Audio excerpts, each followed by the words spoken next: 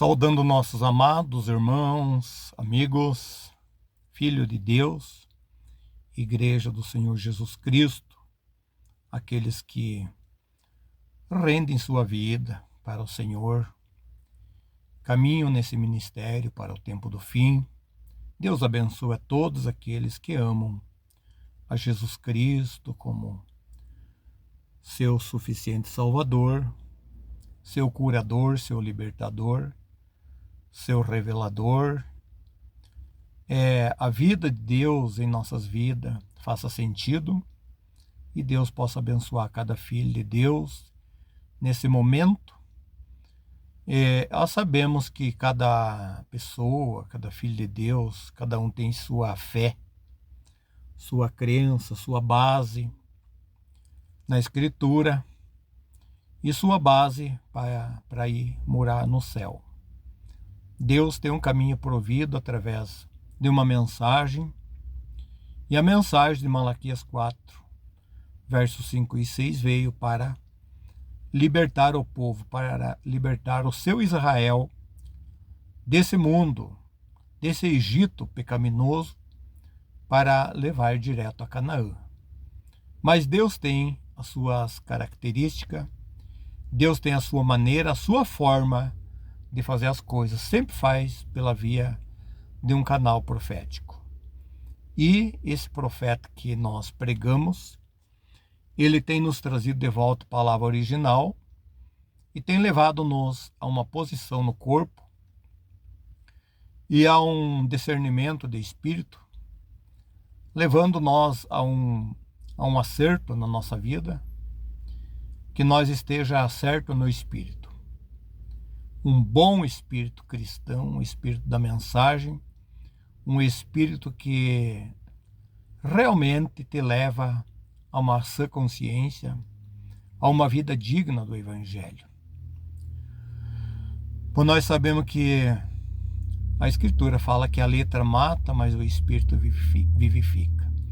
Mas a letra, junto com o Espírito Santo, então vivifica e nos posiciona, levando-nos com a fé maior, a fé de arrebatamento. Muito bem, nossos amados irmãos, a gente faz algumas gravações assim, sempre em prol de anunciar que o que nós precisamos, como filho de Deus, é realmente o novo nascimento. Disse Jesus a Nicodemos: em verdade te digo, que aquele que não nascer de novo não pode ver o reino de Deus. Então, o que Deus requer de mim, de você, de cada crente, de qualquer igreja, de qualquer tabernáculo, Ele quer realmente o novo nascimento. Deus, Ele não está na doutrina que você passou a seguir, ou que eu passei a seguir. O novo ministério, novo pastor que nos atende, enfim, novo movimento. Não, Deus não está em nenhum desses assuntos, nem no meu, nem no seu. Deus está em sua palavra, e a sua palavra é espírito e vida. Então aquilo que nós não conseguir, através de justificação, santificação, batismo do Espírito Santo, nós não vamos conseguir com doutrina de jeito nenhum e não vamos chegar a lugar nenhum nunca. Porque nós sabemos que hoje tem muita informação e as pessoas são bem informadas e os outros são informados, mas entendem errado, entendem mal e pensam que aquilo é o tudo. Então, muitas maneiras de ataque, irmão contra irmão, filho contra pai, pai contra filho. Isso é o cumprimento de toda a história nesses dias que estamos vivendo. Mas Deus tem um caminho provido, e é aquele que Jesus falou: necessário vos é nascer de novo. Disse Nicodemos: mas como pode um homem sendo velho nascer? Porventura, ele entrará novamente no ventre de sua mãe para nascer de novo? Jesus disse a Nicodemos: se te falo de coisa natural, você não entende, como entenderá se te falo das espiritual? Aquele que não nascer da água e do Espírito não pode ver o reino de Deus. Aquele que é nascido da carne é carne. Aquele que é nascido do Espírito é Espírito. Então existe dois nascimentos. Existe o primeiro nascimento, que nós venhamos, podemos dizer três nascimentos, né? Mas o primeiro nascimento é aquele que nós viemos através de um desejo de um pai e de uma mãe. Nós nascemos na terra uma vez, tivemos um nascimento, e aí, caminhando nessa terra como criança, como pré-adolescente, adolescente, adulto, e chegando a ser um homem maduro, então nós encontramos na Escritura a necessidade de nascer de novo. O novo nascimento é este homem, esta mulher, esse filho de Deus, ele tem que se arrepender de seus pecados. Por que pecado? Mas o que você fez de tão mal? Você matou, você roubou, você prostituiu, você drogou, você tratou mal as pessoas? O que te fez a dizer que você fez pecado e tem que se arrepender? É que nós viemos, irmãos, filho de Deus que vai ouvir esse vídeo, nós viemos ao mundo pelo pecado, pela via do sexo. Nós já viemos por uma via permissiva. Viemos por um desejo de um pai e de uma mãe. Então, no caminhar nessa vida, a gente pegou um sistema religioso, tentou seguir por aquele caminho. Pegou um outro, tentou seguir por aquele outro caminho. Tentou um outro, tentou seguir por aquele caminho. Mas o que Deus exige mesmo é que nós se arrependa de nosso pecado e comece a ter uma conversa íntima com Deus. Você já viu como que o pai conversa com o filho e o filho conversa com o pai? Um filho, ele tem que chegar e falar com o seu pai. Dizer: meu pai, eu preciso de uma solução, preciso que o Senhor me ajude. Preciso que o Senhor me dê graça. Eu quero resolver um assunto, pai. Então você começa a falar com teu pai no natural. No natural. Você começa a falar com teu pai, e o teu pai, que é bondoso de coração, ele ouve e começa a atender teu pedido. Então, a conversar com Deus não é você ir lá na tua sala ou na tua igreja e pegar simplesmente um rosário ou um catecismo, ou mesmo a tua Bíblia, e fazer uma reza ou uma oração egoísta. Porque também encontramos na Bíblia que tinha dois homens, que um dobrou o joelho. O fariseu dobrou o joelho perto do publicano, e o fariseu dizia assim: Senhor, tu sabe que eu jejuo 2 vezes por semana, eu oro todos os dias, 2, 3 vezes ao dia, eu não sou como esse publicano que está ali de joelho, te pedindo, mas ele não é ouvido, porque ele não é da mesma crença que eu. Ele não está identificado com o Senhor. Eu sim, eu dou dízimo de tudo, eu oferto, eu sou um homem. O publicano estava se justificando. Ele estava pondo para Deus o que ele era, dizendo o que ele era na vida. Agora, nós sabemos que Deus, ele não olha a nossas petição carnal. O publicano estava vendo a oração do fariseu. O fariseu orava constantemente e dizia: eu faço isso, eu faço aquilo, eu creio em toda a mensagem, eu creio em tudo, eu já falei que o profeta é verdadeiro, eu já falei que eu creio em todo o movimento agora. Agora teve uma virada de esquina em 2018, e eu creio, é o mover de Deus. Vocês não creem, vocês são incrédulos. Esse tipo de situação que o fariseu fazia. E o publicano, coitado, escutando aquela oração do fariseu, ele se colocou ali e disse: Deus, batia no peito, batia no seu peito e dizia: Deus, tenha misericórdia de mim, pobre pecador. Tenha misericórdia de mim, pobre pecador, não tenho obra, estou me vendo perdido. Este fariseu, ele faz tanta coisa e eu não faço nada, Senhor. Então diz a Bíblia, a Escritura Sagrada, que o fariseu, ele foi embora, justificado, porque ele contou tudo para Deus, o que ele estava fazendo. E aquele, coitado daquele publicano, ele voltou para casa tendo uma chance de um recomeço. Tendo uma grande chance, porque ele dizia de coração. Aí ele dizia de coração: Senhor, olha para mim que sou um pobre coitado. Não faço nada.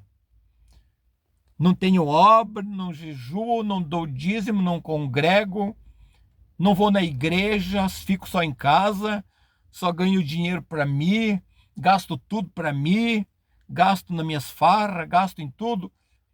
Senhor, e Deus ouviu aquela oração, porque era uma oração sincera, em que ele dizia: eu preciso de um melhoramento na minha vida.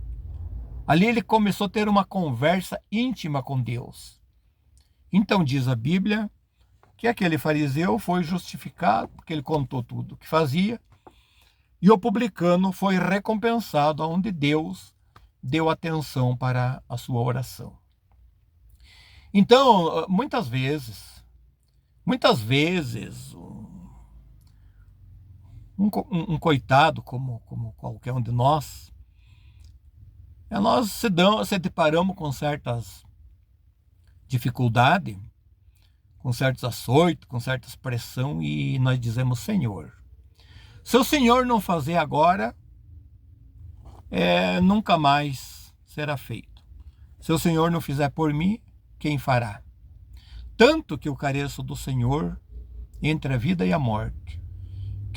Se o Senhor não me ajudar agora, então, como disse Sansão, que morra eu e morra também os filisteus. Então, amados irmãos, quando você faz a tua oração sincera, a tua oração, a conversa com Deus, aprenda que uma conversa com Deus é um relacionamento íntimo com Deus. Um filho tem todo o direito de chegar na presença de Deus e começar a conversar e dizer: Senhor, eu não estou dando conta de mim. Não tenho força para lutar. Careço do teu poder sobrenatural. Careço do teu Espírito Santo movendo a minha vida. Aí é hora, é momento que Deus vem ajudar esse filho. Porque realmente ele clama com sentimento. Nunca façamos nada nesta mensagem do tempo do fim se não for com sentimento verdadeiro. Você vai cantar só porque você quer mostrar que você canta bem? Ou vai pregar para mostrar que você é um bom pregador e conhece bem a mensagem, bem as escrituras? Isso está muito bom, está muito bem, está correto. Mas quando você tem um sentimento pelo pecador, um sentimento pelo religioso, um sentimento para com Deus, e mesmo os movimentos que a gente está vendo hoje, muitos movimentos que a gente tem visto por aí, parece que não se tem mais misericórdia, um não tem misericórdia do outro. Isso está de um lado e está de outro lado. Tá num grupo e está no outro grupo. E está em 10 grupos a mesma coisa. Irmãos, Deus tem nos enviado uma mensagem através do mensageiro e voltamos a analisar o que o mensageiro tem nos trazido. Profeta de Deus para esta era, William Branham. Deus tem levantado ele sobre um sinal e a coluna de fogo sempre apresentou-se e foi fotografado e sempre esteve nesse ministério revelando. E esse profeta ele não podia tomar nenhuma decisão sem que Deus revelasse, sem que Deus mostrasse. Então o Senhor tem abençoado, tem ajudado, que em tudo Ele tem dado graça, tem dado ajuda. Deus tem usado de misericórdia para com cada um.